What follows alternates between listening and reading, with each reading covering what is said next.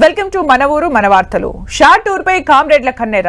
ఏపీలో పక్షుల పండగ, వనదేవతలకు వందనం, రాత్రికి రాత్రే రిజిస్ట్రేషన్లు, అప్పు తీర్చలేదని కిడ్నాప్.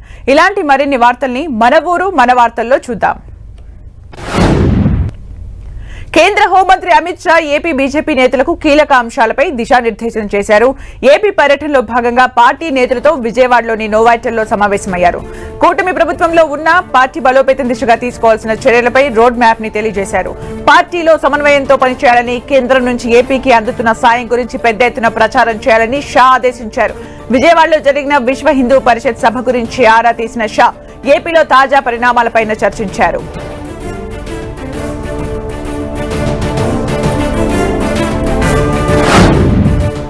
రాజ్యాంగ నిర్మాత అంబేద్కర్ ను అవమానించిన కేంద్ర మంత్రి అమిత్ షా క్షమాపణ చెప్పాలని డిమాండ్ చేశారు. ఏపీ సిపిఐ రాష్ట్ర కార్యదర్శి రామకృష్ణ ఇప్పటి వరకు అమిత్ షా వ్యాఖ్యలను సీఎం చంద్రబాబు, మాజీ సీఎం జగన్ ఖండించలేదని ఆరోపించారు.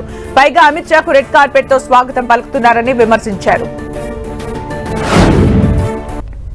చంద్రబాబు నాయుడు గారు కానీ, డిప్యూటీ చీఫ్ ప్రధాని కూడా ప్రశ్నిస్తానని చెప్పే పవన్ కళ్యాణ్ గారు కానీ, ప్రతిపక్ష నేత జగన్మోహన్ రెడ్డి గారు కానీ కనీసం ఈనాటి వరకు అమిత్ షా వైఖరిని ఖండించలేదు. పైగా అమిత్ షాకు రెడ్ కార్పెట్ వెల్కమ్ చెప్తా ఉన్నారంటే ఇంతకంటే సిగ్గుచేటైన విషయం ఇంకోటి ఉందా అని నేను అడుగుతా ఉన్నాను. ఏ రాజ్యాంగం వల్ల అయితే మీరు ఇవాళ అధికారాన్ని చేపట్టారు, ఇవాళ ప్రతిపక్ష నేతగా జగన్మోహన్ రెడ్డి ఉన్నాడన్నా, లేదా ముఖ్యమంత్రిగా చంద్రబాబు నాయుడు గారు ఉన్నారన్నా, ఉప ముఖ్యమంత్రిగా పవన్ కళ్యాణ్ గారు కొనసాగుతున్నారన్నా, దానికి ప్రధాన కారణం ఈ దేశంలో రాజ్యాంగం అమల్లో ఉంది. ఆ రాజ్యాంగం ద్వారానే ఎలక్షన్లు జరిగాయి. ఆ ఎన్నికల ద్వారానే మీరందరూ కూడా పదవుల్లో ఉన్నారు. అది కూడా మర్చిపోయి అమిత్ షా వైఖరిని ఖండించకుండా మీరు దాగుడు మూతలు ఆడుతూ ఉన్నారు, భయపడిపోతా ఉన్నారు. రాజ్యాంగ రచయిత అంబేద్కర్ ను అవమానించిన కేంద్ర హోంమంత్రిపై నిరసనలు వెలువెత్తుతున్నాయి. అమిత్ షా ఏపీ పర్యటన సందర్భంగా ఏలూరులో వామపక్ష పార్టీలు నిరసన కార్యక్రమం నిర్వహించారు. అమిత్ షా గో బ్యాక్ అంటూ నినాదాలు చేశారు. ఏపీకి ఇచ్చిన హామీల విషయంలో కూడా కేంద్రం క్లారిటీ ఇవ్వకుండా మోసం చేస్తోందని ఆరోపించారు వామపక్ష నేతలు.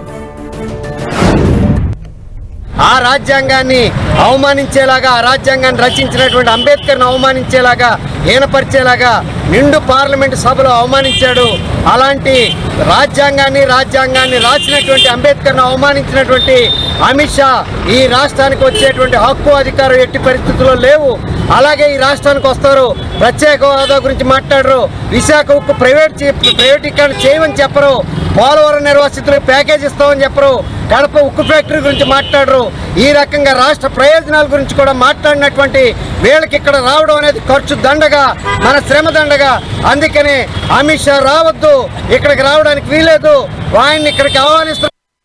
కేంద్ర హోంమంత్రి అమిత్ షా ఆంధ్ర పర్యటనకు వస్తున్నటువంటి నేపథ్యంలో రావద్దు అమిత్ షా ఆంధ్రాలో అడుగు పెట్టొద్దు అనేటటువంటి నినాదంతో నిరసన కార్యక్రమం చేపడుతున్నాం. ప్రజాస్వామ్యంలో కొన్ని రాజ్యాంగ హక్కులు ఉన్నాయి. ఆ రాజ్యాంగ హక్కులు కల్పించి ఆ రాజ్యాంగ హక్కులను రచించినటువంటి డాక్టర్ బిఆర్ అంబేద్కర్ని ప్రజల చేత ఎన్నుకోబడినటువంటి పార్లమెంటు సభ్యులు సాక్షిగా హోంమంత్రి అమిత్ షా వ్యాఖ్యలు చేశారు. కేంద్ర హోంమంత్రి అమిత్ షా పర్యటనకు నిరసనగా అనంతపురంలోనూ నిరసన కార్యక్రమాలు జరిగాయి. కదిరిలోని అంబేద్కర్ సర్కిల్లో అమిత్ షా దిష్టిబొమ్మ దగ్ధం చేశారు. వామపక్ష పార్టీల నాయకులు అమిత్ షా గో బ్యాక్ అంటూ నినాదాలు చేశారు. విశాఖ ఉక్కు ఫ్యాక్టరీకి 11,440 కోట్ల ప్యాకేజ్ ఇచ్చామని చెప్పిన కేంద్రం ప్రైవేటీకరణ ఎత్తేస్తున్నామని చెప్పలేదని ఆరోపించారు. ప్యాకేజ్ పేరుతో ప్రజల్ని మభ్యపెట్టే ప్రయత్నం చేస్తున్నారని విమర్శించారు.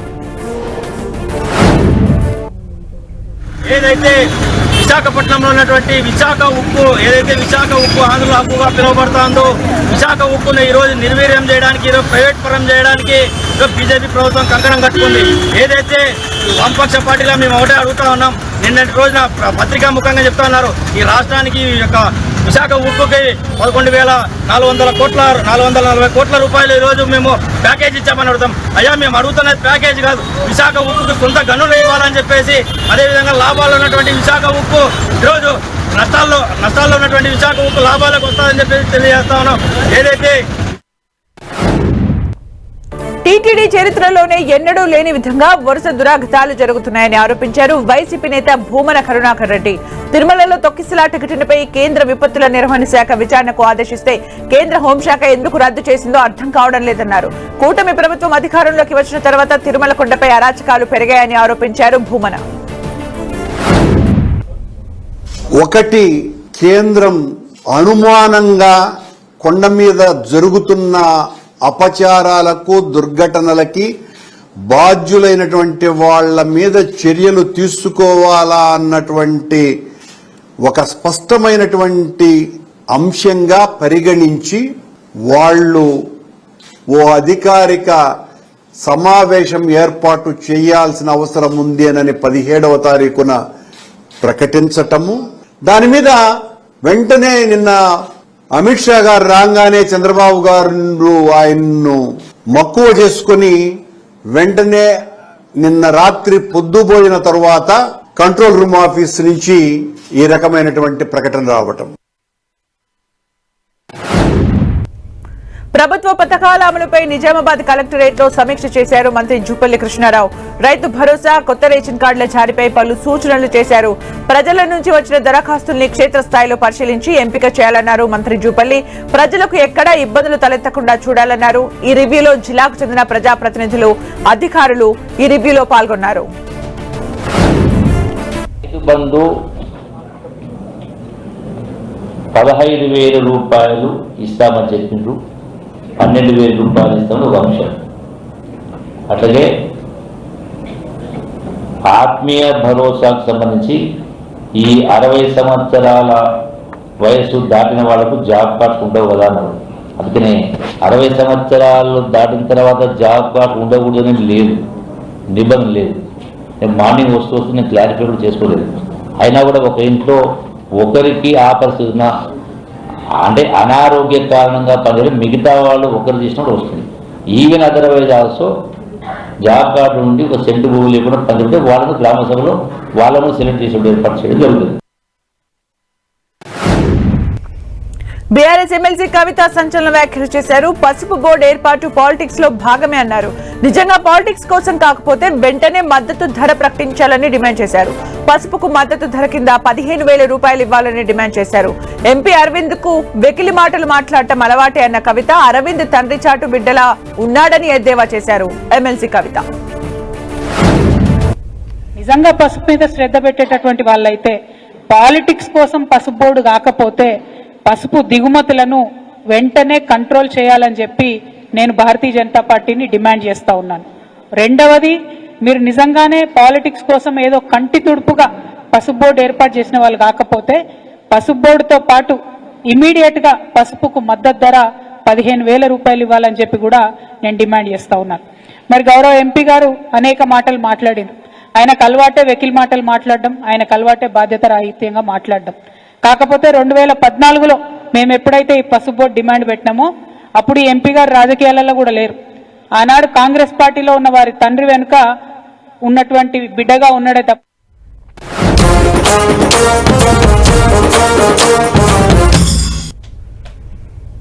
ఖమ్మం జిల్లా కొనిచెర్ల మండల కేంద్రంలోని ఇండో ఖతార్ గ్రీన్లాండ్ వెంచర్లోని విల్లాలను ఖాళీ స్థలాలుగా కొందరు అక్రమార్కులు డబుల్ రిజిస్ట్రేషన్లు చేసుకున్నారు. విషయం తెలిసిన గ్రీన్లాండ్ వెంచర్ నిర్వాహకులు స్థానిక పోలీసులకు ఫిర్యాదు చేశారు. కష్టార్జితంతో కట్టుకున్న విల్లాలను కొందరు అక్రమదారులు ఖాళీ స్థలాలుగా చూపిస్తూ డబుల్ రిజిస్ట్రేషన్లు చేసుకోవడం పట్ల మండిపడ్డారు.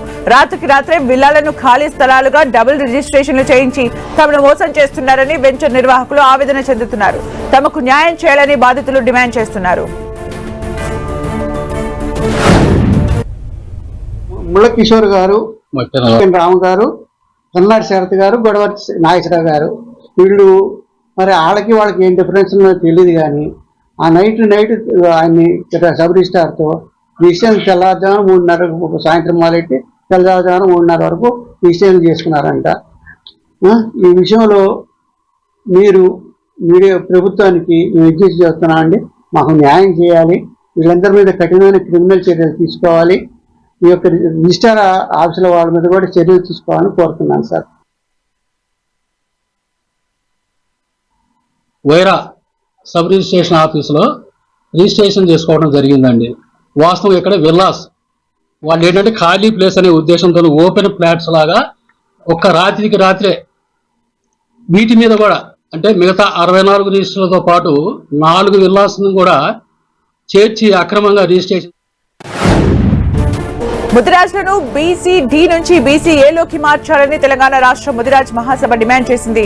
ఇవాళ హైదరాబాద్ లోని ఈస్టిన్ హోటల్లో జరిగిన జాతీయ సమావేశంలో ఈ మేరకు నిర్ణయం తీసుకున్నారు. ఈ కార్యక్రమంలో అఖిల భారతీయ కోలి ముదిరాజ్ జాతీయ అధ్యక్షుడు, గుజరాత్ కేబినెట్ మంత్రి శ్రీ కువర్నిభాయ్ బావాలియా, తెలంగాణ రాష్ట్ర ముదిరాజ్ మహాసభ అధ్యక్షులు మాజీ ఎమ్మెల్సీ శ్రీ కాసాని జ్ఞానేశ్వర్ ముదిరాజ్ తో పాటు ముదిరాజ్ సంఘం రాష్ట్ర నాయకులు పాల్గొన్నారు. ముదిరాజులు రాజకీయంగా ఎదగాలని, ఇందుకు యువత ముందుకు రావాలని పిలుపునిచ్చారు. అఖిల భారత కొలి ముదిరాజ్ జాతీయ ప్రధాన కార్యదర్శి కాసాని వీరేష్ ముదిరాజ్ హక్కుల కోసం కొట్లాడుతూనే రాజకీయంగా అవకాశాలు దక్కించుకోవాలని చెప్పారు. భారతంలో అంటే తెలంగాణ రాష్ట్రంలోనే అత్యధిక జనాభా కలిగినటువంటి మా ముదిరాజుల కులస్తులకు ఎక్కడ కూడా గవర్నమెంట్ నుంచి ఎటువంటి సదుపాయాలు కానీ సౌకర్యాలను కానీ జరగడం లేదు. రాజ్యాధికారంగా కూడా మా ముదిరాజులు ఎదగాలని చెప్పేసి మేము సర్కారు వారిని కోరుతున్నాము. ఇక్కడ ఉన్నటువంటి అన్ని రకాల పార్టీలు, బీజేపీ అయితేనేమి, కాంగ్రెస్ అయితేనేమి, టీడీపీ అయితేనేమి, టీఆర్ఎస్ అయితేనేమి, వివిధ పార్టీ ప్రతి ఒక్కరికి కూడా మా యొక్క విన్నపం ఏమంటే రాజకీయంగా కూడా మాకు అవకాశాలు కనిపించాలని చెప్పేసి మా ముదిరాజుల యొక్క స్థితిగతుల గురించి మేము ఈరోజు ఎన్టీఆర్ జిల్లా వీరులపాడు మండలం జుజ్జూరు గ్రామంలోని ప్రభుత్వ పాఠశాలలో పూర్వ విద్యార్థుల సమ్మేళనం ఘనంగా నిర్వహించారు. 2005లో 10వ తరగతి బ్యాచ్ కు చెందిన ఓల్డ్ స్టూడెంట్స్ ఈ గెట్ టుగెదర్ కండక్ట్ చేశారు. 20 ఏళ్ల తర్వాత కలుసుకోవడంతో అంతా సరదాగా గడిపారు. పాఠశాలలో చదివే రోజుల్ని గుర్తు చేసుకున్నారు. ఈ సందర్భంగా పాఠశాల అభివృద్ధికి 1,50,000 సాయం అందించారు. 20 సంవత్సరాల క్రితం మేము ఇదే స్కూల్లో చదివి 20 సంవత్సరాల తర్వాత గెట్ టుగెదర్ ప్లాన్ చేసుకొని ఈ జుజ్జూరు జిల్లా పరిషత్ ఉన్నత పాఠశాలలో ఈరోజు ప్రోగ్రాం జరుపుకుంటున్నాం. ఈ ప్రోగ్రాంకి సహకరించిన వాళ్ళందరికీ ధన్యవాదాలు. అలానే ఈ 20 సంవత్సరాల తర్వాత మనం ఈ స్కూల్లో చదువుకున్నాం కాబట్టి మనలో ఉన్న వాళ్ళందరూ ఈ 2004, 2005 బ్యాచ్ మొత్తం కలిసి ఒక సైకిల్ స్టాండ్ డొనేట్ చేయడం జరిగింది. అలానే ఏపీలో ఫ్లెమింగో పక్షుల పండుగ అట్టహాసంగా కొనసాగుతోంది. 2వ రోజు పర్యాటకులు భారీగా తరలివచ్చారు. ఆదివారం కావడంతో సందర్శకులు తాకిడి పెరిగింది. ఫ్లెమింగో ఫెస్టివల్ సందర్భంగా ఏర్పాటు చేసిన సాంస్కృతిక కార్యక్రమాలు, స్టాల్స్ సందర్శకుల్ని ఎంతగానో ఆకట్టుకుంటున్నాయి. నెల్లూరులోని నేలపట్టు పక్షుల రక్షిత కేంద్రం, సూళ్లూరుపేట జూనియర్ కళాశాల మైదానం, అటకాని తిప్ప పర్యావరణ విజ్ఞాన కేంద్రం, బీవీపాలెం, శ్రీ సిటీని పర్యాటకులు సందర్శించి సంతోషం వ్యక్తం చేస్తున్నారు.